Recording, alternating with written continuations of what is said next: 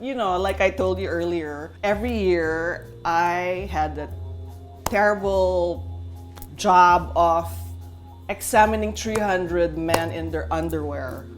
Such a hard task. Examining. From afar, just like right now. And you actually got the salary for this? Yes.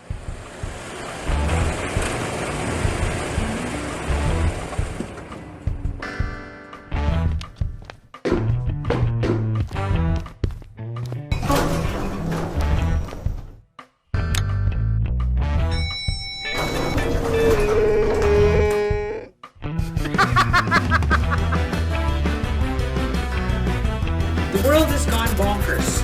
We now live in George Orwell's 1984. War is peace, ignorance is strength, and crazy is normal.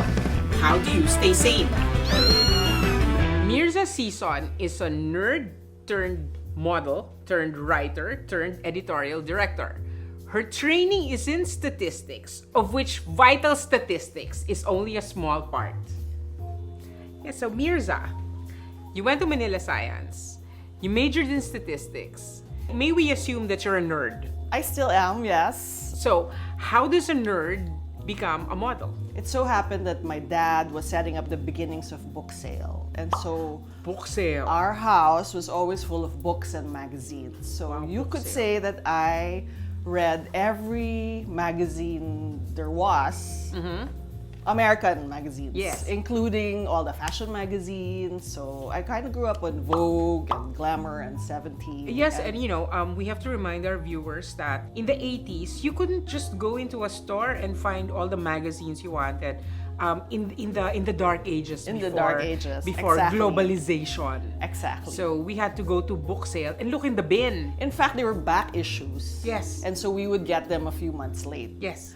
But because of probably my exposure to all these fashion magazines, I harbored a secret dream at the back of my mind. That in those pages were, you know, glamorous, very enticing pictures of models and fashion. And so I had this secret fantasy life at the back of my mind. I eventually took up statistics and then I became a computer programmer, still secretly harboring that dream. I think one day I said, I'm just going to do it. So I was actually a computer programmer in charge of an accounts payable software. So Okay. I wrote the code for that and I would service clients. And one day I was watching Discorama. Yes, All I the remember that. Yeah. Every older people in the Saturday, room. yes.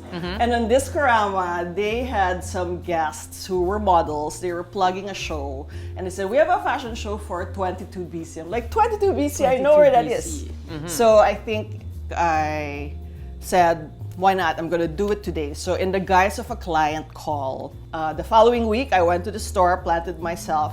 2 hours later, no such discovery happened. And so the salesman was like, So can parang, we help you? I'm going to need to tweak my plan. Can I help you? No, I'm okay. And I'm like just standing there. And then in walks a model agent. After 2 hours, he goes up to me and says, excuse me, are you a model? I'm like, Fulfilled. I had a ready answer. No, but I'd like to be one.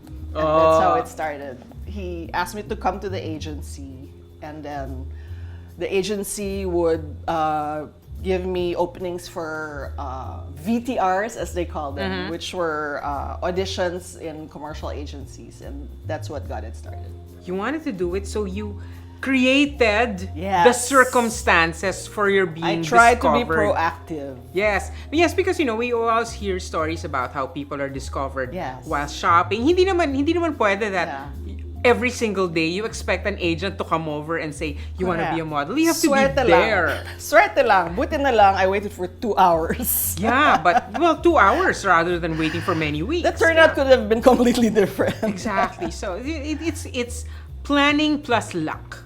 Plus lying to SGV about client call. I'm so sorry, SGV. So SGV, if you ever discover discrepancy, the missing Yes. 2 hours. I can pay back the 20 Okay. pesos. And so any culture shock moving from the Yes. corporate world Yes. to modeling. It was quite an adjustment because, of course, in modeling, you are valued for your looks and your looks alone. They don't care what you have to say. Usually, Okay.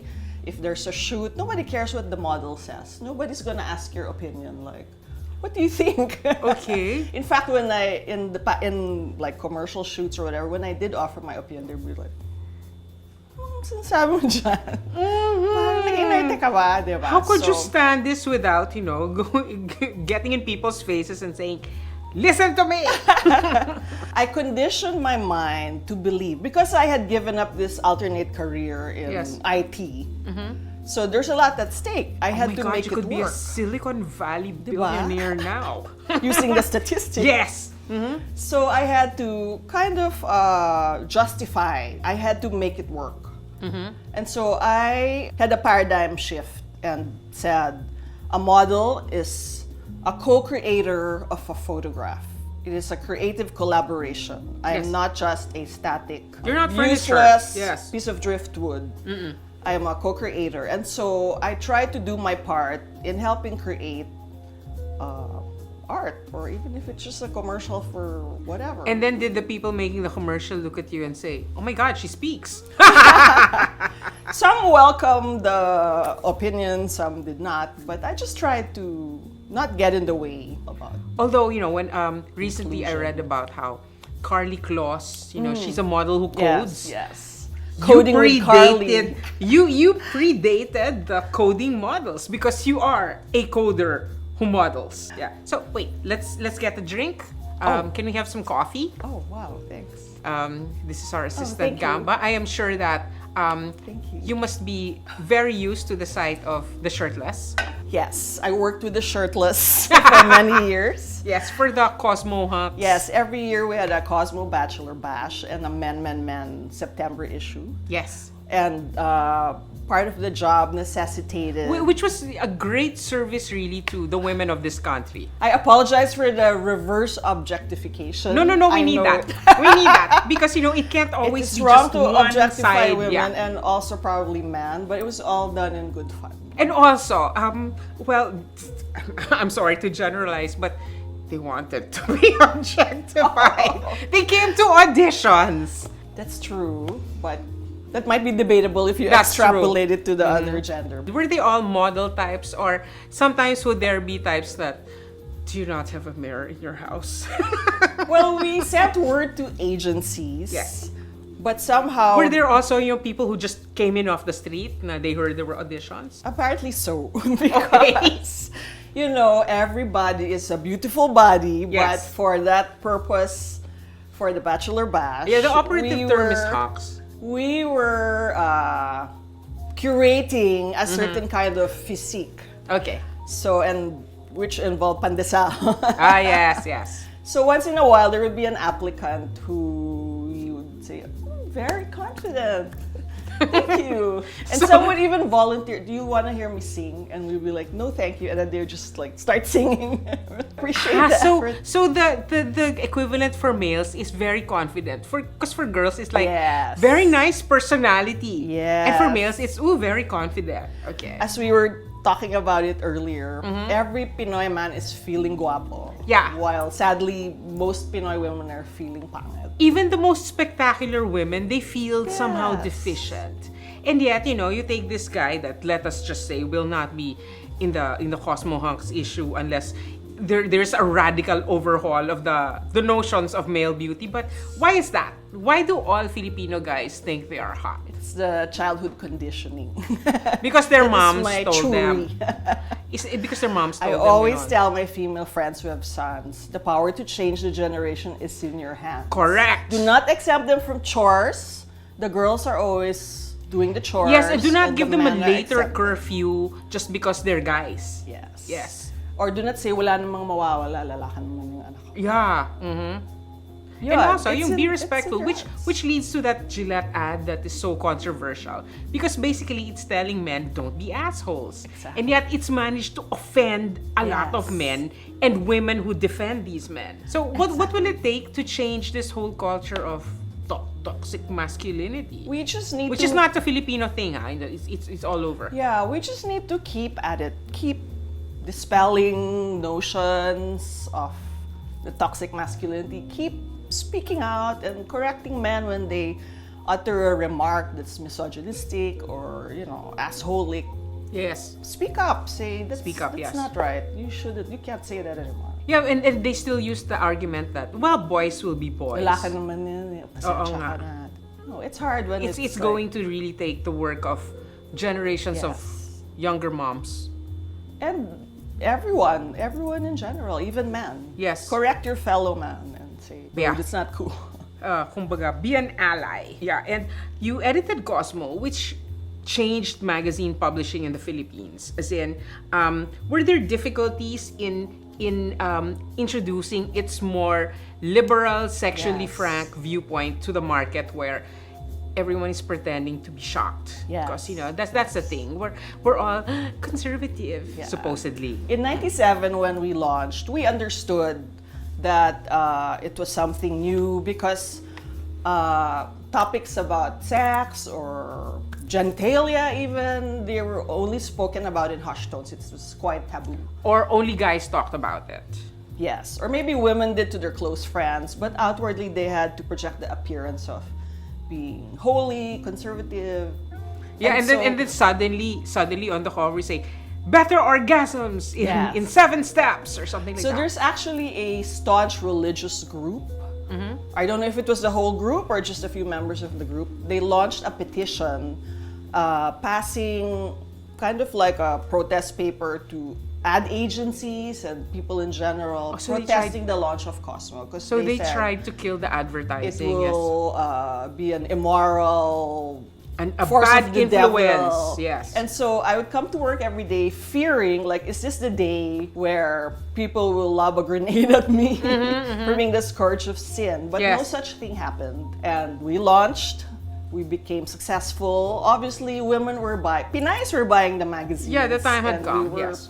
selling out. And so obviously, if the magazine was being bought, the information was needed, and they bought it for a reason, to educate themselves. That's And true. so And I guess it was just the right time for Cosmo to make it here because I think the late 90s were kind of a watershed moment because Sex and the City was very popular here, and Yes. people talking frankly about yes, we things- launched in '97. Sex and the City came about in '98. yes, so, And so it was maybe the right the time. climate was right globally. Although it was a bit late for us to only in the late 90s Yes, but come to terms with that. it did happen. Better late than never. Yes. So in Cosmo or your other publications, have you dealt with the whole culture of sexual harassment that we have in this country? All the time, whenever we can. It's not always the most popular story that gets read, but we have 15 titles. There's men's titles, women's titles, parenting, teens. It's our mission to educate people about all these issues, and so we really make an effort. How does this issue affect your segment of society, and how can we help them be more informed? It's not always the most popular story, Right, But because we feel you better. alienate half the We feel better putting population. it out there. So in case they need it, in case they search for the term, it will come up. Yeah, and because since the Me Too movement came about, it's gotten us to assess the situation in the Philippines, and you have sexual harassment is pretty much a given here because our elders have trained us to believe that it's a okay. form of complimenting Yes. women. Yeah. Again, Very how much do we so. fix that? It's become so. It's like you get grabbed and you're supposed to say thank you because they think you're hot. It's so regular and ordinary and frequent that it has sometimes mistaken to be the norm. And then you excuse people. They're saying, "Hindi, lalaki lang yan. Joke lang yan." But it's a good thing that now it's being talked about. Yes. Now you're empowered to not be like the feminist bitch who's always hating Yeah, men. it's like the buzzkill in the room. And if harassment is normal, then let's make talking against it normal also. Yes. For every instance that you experience or hear about, say something about it. Speak up. We're fortunate to live in a time where when the president makes a misogynist remark, the media or people with the social media can call him out. And we have to keep doing that. Yes, and we cannot stop. Yes. Basically, we just have to keep going until things change. And so let's go back a bit. I think that your having grown up among books really helped to shape your bigger worldview. Probably. No? Yeah. My world was bigger than my actual world. Yes. So I had like, in my world, because maybe it was very American and New York centric because Yes. of all those magazines. Yes. In my mind, my world is New York. Like, I'm gonna move out after college. I'm gonna move out. Yes, Like, and because who did I that went to then? book sale, I had a similar. Because who did that then, right? Yes. Nobody moved out. And so I just announced to my parents one day, I'm moving out, I'm taking your electric fan, and can I borrow the driver? They're like, what? How did they take it? My mom was freaking out because my things were packed and I already found a bed spacer apartment. My dad was secretly proud. He said, let her go. It will shape her character. And so I did it. And the first time my mom visited, she was like, ano ba ito? Mukhang abortion clinic. Saan ang fire escape? You proved your point. Come home now. You proved your point. I said, you don't get it. It is not This a is point. the first step. The next step after bed spacing will be a studio and then an apartment. And then I'm never moving back. How old were you? 20. Wow, that's young. After I finished college at 18. And so I had 2 years in SUV to save my salary of 2,200 Wait a pesos minute, you were in college at 14? I was. Okay. Just You're bring the really a books. And so I had a nest egg. Even the concept of a nest egg came from magazines. See, I think that you've enjoyed more freedom than most because you planned for it. Because of those damn books and Yes, magazines. they taught you that, if you're Yes. going to move out, you better have I used the to money. read Miss Magazine as a teenager and things like Working Woman, which Yes. said save for the nest egg. Yeah. So I did that, and then I just followed my plan according to what I read. And so maybe because I didn't know the reality, it helped me forge my own reality. Very good. Yeah. It's sometimes, ignorance can help. And reading will Yes, save the world. because if you don't know how it is out there, there are no obstacles in your mind. As in, you can do whatever you want. Although, like the roommates in that bed spacer, I shared a room with a nurse and a secretary. There was no such thing as moving out in their worlds. It's just survival. They're earning a living. The nurse and the secretary were breadwinners. There's no such reality of like, wow, you're so independent and empowered. Yeah, For because- them, that's just their reality. Yes, and also because you were living as if you were in New York now. Oh, this is a Yes. step, and the next I'll get my own studio. So there is some advantage to living as if. Yes. Yeah. And that is always something I espouse to my readers. Act Yes. as if and you will be. You're Yeah. not there yet. But you just pretend, and then eventually the truth will catch up and you will become who you pretended to be. Yeah, so it's kind of like acting, di ba? You Yes. build the character from the outside in. So, going back to book sale, how is it doing? Because I feel a great debt to book sale.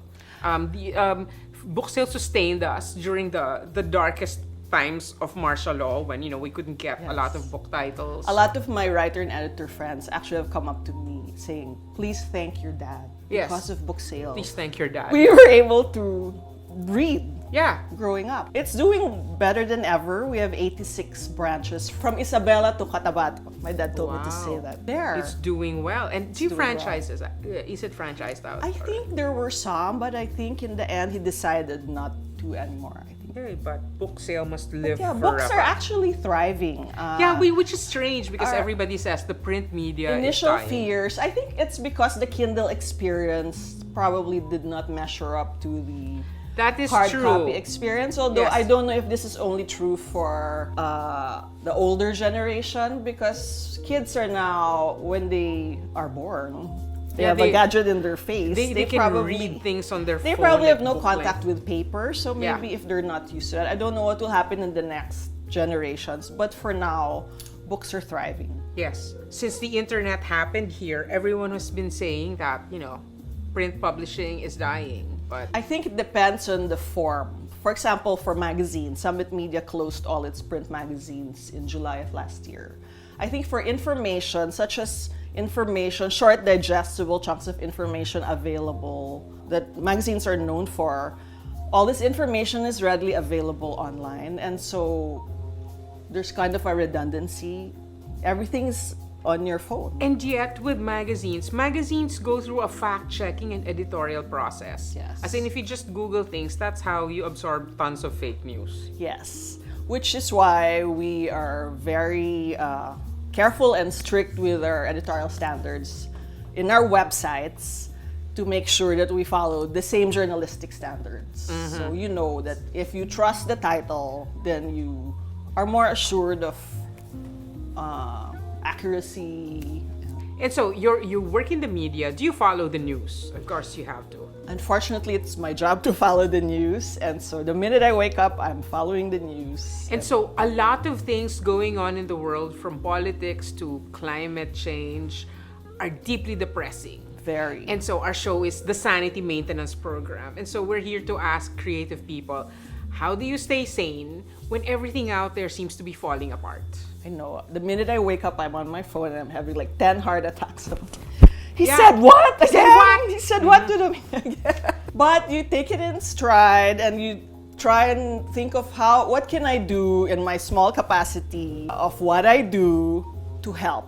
And so because I pick out what news is relevant to which website, which sector of society will benefit from this news, how can it affect the moms or how can it affect the teenager, and I try and help the editors come up with angles to make them relevant to the daily lives of all the audiences that we serve. Hopefully, the readers will use this news to influence the small little decisions they make in their daily lives that eventually result in life choices that they make in the long run. Yeah, how much time every day do you spend on social media? According to the latest stats on my phone, around 9 hours. 9 hours But a day. it's- But then it's your job. It's my job.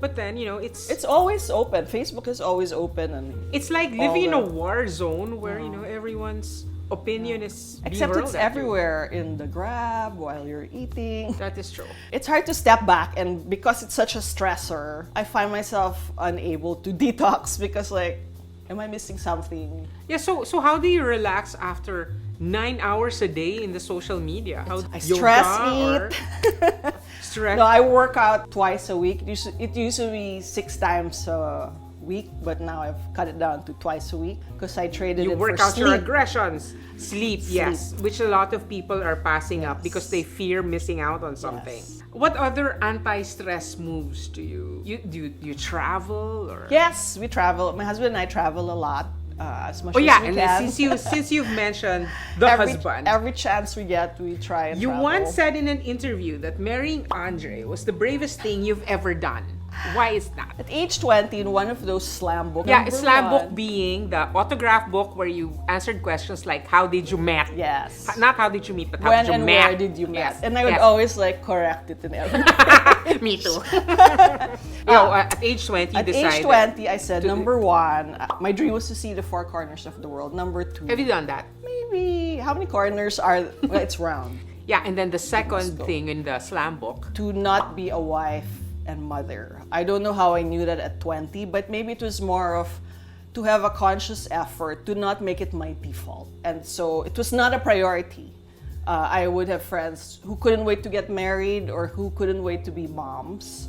I don't think I had that deep a desire. Like I had a friend who said, I would rather die than not have children. I didn't feel the same way. This is going to make the people who produce magazines like Miss and Sassy very happy to find that their work worked. has really, influenced people's worked. life choices. Yes. But yeah, and so marriage was not a priority. In fact, I think I was in my mid-30s when I said to myself, I'm so happy being single. Sure it's lonely, but I have my gay best friend, the late J.R. Isaac. And I said, if I never marry, but JR is there to be my companion for life, Yeah. I'll be perfectly happy. Yes. And then I met Andre, and he ruined my plans. How did he do that? It's true what they all say, when you know, you know. So, As in, sorry to put a the damper lightning strike, for all my the bells bravado. ringing, the violins playing. Medyo true. Okay. So when I met him, apart from love at first sight, cheesy as it may sound, I kind of knew. Well, of course, I had to speak to him first to get to know him a little Yeah. bit. But my gut instinct told me, wala na, I have to marry him. Uh-oh. Defying logic. Yes. And I did. I was very brave about it. And 10 years later, it's our 15th year of being together, but 10th wedding anniversary in September. No regrets, because it's as if it's like day one. Yeah, and I always see the two of you hanging out.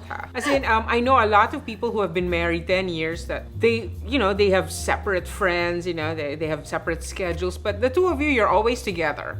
How do you manage that, without fighting all the time? No kids? No, I'm just kidding.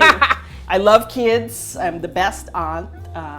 But maybe there is a factor, like maybe kids and the daily requirements of having kids will affect your relationship. But I know also people with kids who have a great relationship. But maybe the secret is just we're on the same wavelength. We Common truly interests. enjoy each other's company. Yeah. Which is not to say that we are alike in every way. I'm very much a type A kind of person and is quite laid back.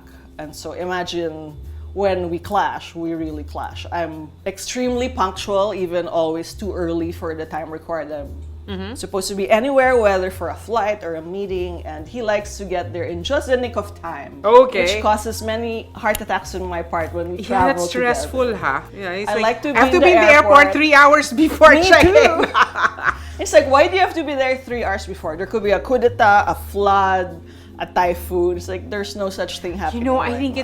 it's because never we grew know. up during martial law. It's Probably. the same logic that goes into I see a good book, I must buy it now. Yes. Because if I come back tomorrow, it'll be gone. Yes. And that's why we end up with Super- more books than we can super read FOMO. immediately. Yeah. It's probably why we're hoarders too. Yeah, because these things were not really available to us. And their parents who grew up during World War II, they have a hoarding complex oh yeah, they save cardboard, string, everything. because they're used to ration. Yeah, and also because we're used to things not going as planned, we tend to be somewhere 2 hours too early for. Yes, But maybe and- there are also people in our generation who were always tardy. So I don't know. well, maybe we maybe have more than- maybe we have good student complex. Do you have a Okay. poser complex? What's that? Oh, I guess you don't. What's that? I always feel like I'm a poser, and I've read it. It's the poser complex. I you- always you feel feel like that. I'm pretending because I espouse pretending. I always feel like, well, I'm just pretending. What if I get found out? What if they find out she can't really write, she can't really edit, or she can't really? So this model? is an interesting syndrome. Yes, and I'm trying to come to terms with that. Have you as had much as I time can. to write? Because I know you've won prizes for your fiction. Do you have time to write fiction? Given your 9 hours a day on social I media. vow to find time because it's something I really miss. The last time I wrote fiction was in 2003, and Yeah. that story eventually won the Palanca. the Palancas, in 06. yes. I have not written since then, and I think there's so much fodder in my life. Yeah, and then you can write entire books of So many. of all the characters that you met Yes. in the fashion industry. And fiction so is the on. best way to disguise them a little bit so that That's true, no it's one like is outed. we just changed her name a little. Itago na natin siya sa pangalang. sa pangalan, Vanessa Zafra. Yeah, so since you're a planning sort of person, you're very organized. Like, do you have like a timetable for when your book Gosh. comes out? The death of my best friend 3 years ago, at the age of 48, and my father-in-law just last year, really made me come to terms with my own mortality. If 70 is the minimum, I try to be healthy, but you never know. 70 is the age where people start dying. I have 19 years. I have 19 years to make all my dreams come true, and I better get started. And so that is my overriding philosophy right now. I'm always racking my brain to, okay, how am I gonna carve out the time? What are my plans? I better live life deliberately so that I FOMO pa rin hanggang mamatay. Yeah, but if that's a really good sanity maintenance Yeah, program. Because life really slips you by, passes you by. Yes. So I keep saying to Andre, my husband, if parang yesterday lang when I was 22, Di bukas 60 na ako. Yeah, that's true. But I think an awareness that everything ends, an awareness of people's mortality helps them cope with life better. Yes. It's the people who deny that they're ever Certainly going to the go. case for me now. And so it also helps me not stress about the small stuff. Yeah. Because I keep thinking, will this predicament matter in 5 years? Maybe not. Why am I like nitpicking over Yeah, it all gives the you, fuzzy... it's like a sense of I've learned to pick proportion. my battles, or try and live in the moment nga. So many moments, because I was so fraught with worry or stress, I didn't really enjoy the moment because I was thinking of the next moment, and so I try and be more mindful about it. Yeah, apart from your collection of short stories, you should write the Myrza Sison book of sanity maintenance, because you have a Thank you for that idea. You have a stressful life, and you're cheerful. Yes, and you're already looking forward to the next couple decades. So. Note to self. Yes, right. Not just one, but 2 books now. Yes.